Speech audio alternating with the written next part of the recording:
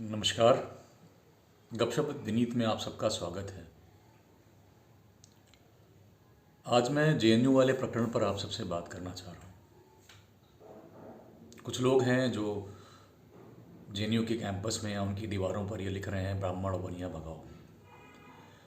मैं इस पर चर्चा नहीं करूँगा। मैं सिर्फ आपका 2 मिनट का समय लूँगा। मेरा प्रश्न ये है कि मैंने एक पिक्चर आप लोगों के साथ में शेयर करी है, उसको देखिए।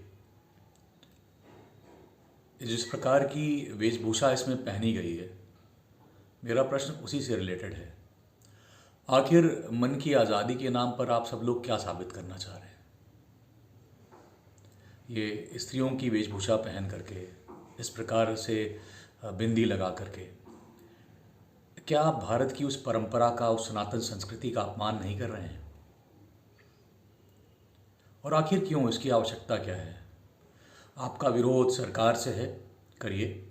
आपका विरोध किसी जाति से है, करिए, लेकिन उसका कारण भी ज़रूर बताइए। आप 1 या 2% लोगों की वजह से पूरी जाति या पूरे धर्म को आप गलत नहीं कह सकते। बात सिर्फ 1 या 2% की हो रही है, तो इसको कहीं और किसी और से कंपेयर मत करिएगा। एटलीस्ट भारत में तो ऐसा नहीं है। क्यों नहीं हम उस 80% की जनसंख्या को देखते हैं जो आपस में अपनी संस्कृति को लेके चलता है? होते हैं विरोध हमारे, मानते हैं, लेकिन आपका ये दायित्व बनता है कि आप इस बात का ध्यान दें कि आपके कुछ भी करने से भारत की छवि तो खराब नहीं हो रही है। विरोध करने से किसने रोका है आपको? ऐसी वेशभूषा जो हमारी संस्कृति और परंपरा का उपहास बना दे, ये ठीक नहीं है।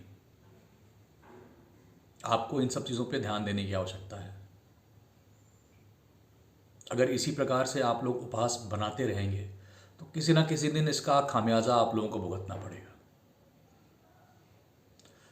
ईश्वर ने पुरुष बनाया है तो पुरुषों की वेशभूषा में आकर के अपनी बात को रखिए। ये महिलाओं के कपड़े पहन करके जिस बराबरी का आकलन आप लोग कर रहे हैं, या जो दिखाना चाह रहे हैं, पता नहीं क्या दिखाना चाह रहे हैं, उस जेएनयू कैंपस से बाहर निकल के देखिएगा तो लोग आप जैसे लोगों को पागल कहते हैं। और ये हकीकत है। जो इस प्रकार की वेशभूषा आप लोग पहन के घूमते हैं ना, उसको एटलीस्ट फैशन का नाम मत दीजिए, उसको मन की आज़ादी का नाम मत दीजिए। पूरी तरीके से नौटंकी है ये अपने आप में। ये मेरे व्यक्तिगत विचार हैं, लेकिन बाबू बहुत सारे लोग इस विचार से सहमत होंगे। तो ये संदेश मेरा उन विचित्र प्रकार के प्राणियों से है जो लोग मुझे नहीं लगता इस धरती के हैं और कहीं ऊपर से उतरे हैं, और किस ग्रह से आए मुझे ये भी नहीं पता। तो कृपया करके जिस ग्रह से आए उस ग्रह पर जाइए। समानता मन में होनी चाहिए, क्योंकि समानता सम्मान की जननी है। अगर इस भारत भूमि में स्त्रियों का सम्मान नहीं होता है तो इसका अर्थ फिर ये कहीं नहीं होता है। जब ईश्वर ने बंटवारा नहीं करा तो आप लोग क्यों जो है इस प्रकार की बातों से इस देश में अनर्गल विचारधारा को उत्पन्न करना चाह रहे हैं? रहने दीजिए। ये अट्रैक्शन पाने का तरीका ये बिल्कुल गलत है, अगर आप सिर्फ इस अट्रैक्शन के लिए कर रहे हैं तो। संस्कृति का उपहास मत उड़ाइए, अपनी बात को रखिए। आपकी बात सुनी जाएगी, लेकिन सही होनी चाहिए।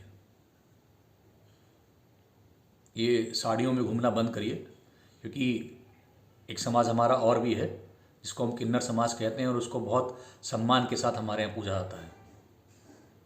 तो आप लोग उन लोगों का भी अपमान कर रहे हैं। और अगर किन्नर समाज अपने आप पर उतर आएगा ना, तो ये जेएनयू के कैंपस के अंदर और जेएनयू के कैंपस के बाहर ये आप लोग कहीं घूम नहीं पाएंगे। बस मुझे इतना ही कहना था। धन्यवाद। जय हिंद, जय भारत।